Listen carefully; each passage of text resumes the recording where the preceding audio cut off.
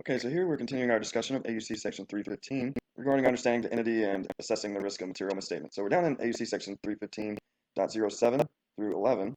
So in the last few videos, we looked at the types of procedures that we're going to do while we are assessing the risk of material misstatement and gaining an understanding of the entity. But now we're going to discuss kind of what do we do with that information at a high level, and also drawing upon other procedures that we've performed during the planning process to help us assess the risk of material misstatement. So first we say that we should consider whether information that was obtained in our client or acceptance or continuance process is relevant to our identifying risk of material misstatement. So this is we performed this as part of AUC Section 210, I believe. And so we can look back to the procedures we did there to determine whether there was anything that would suggest that there might be a material misstatement in the financial statement. Also, if we have performed other engagements for the entity, for instance, maybe we prepared their tax return, then perhaps we would know some areas that perhaps the client might have material misstatements.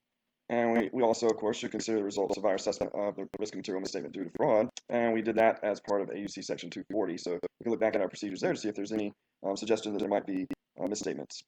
And also we might look back at, if we've performed the audit for this entity in the past, we might look back at what were misstatements during that audit or any other risks that we found back then, and maybe consider if those risks are still present, or more than likely those misstatements that we found are still present in the current audit. And then finally, we should have a discussion with the engagement partner and other engagement team members to kind of brainstorm about what areas might be materially misstated. And this, of course, is subjective. Some engagement team members might not need to know certain information in order to do their part, but we should use our professional judgment to determine what everyone needs to know about the risk and make sure that they know so that they can perform their procedures effectively. And a good time to do this might be during our brainstorming meeting that we're required to have as part of the AUC Section 240. So we might kind of combine this and with that meeting to make things pretty efficient. Now I've got some explanatory material here in sections A19 through A23. So let's go down there and see what additional information we need to know in order to apply these requirements. Okay, so now we're in the explanatory material section, and to get a little more color on how we should go about obtaining information from our prior period audits and what we should do with it. So first we see here that our prior period audits might give us an idea of past misstatements and whether they were corrected on a timely basis. Also the nature of the entity and its internal control, so we might just roll forward all of that information that we have from the prior audit and not have to research more or type it up. And then when we're gaining our understanding, we might learn of new happenings that have occurred with the organization that are different than last year that might make it to where we need to change our audit plan or the procedures that we need to do and the risks that we have. So in order to determine if anything new is happening this year as opposed to last year, we might do some inquiries of management and maybe walk through the relevant systems or just generally analytically looking at the financial statements or trial balance to see if there's new accounts or significant changes in the balances. So next here we have some more information about our discussion among the engagement team members. So first it tells us kind of the why do we want to have this discussion with the engagement team.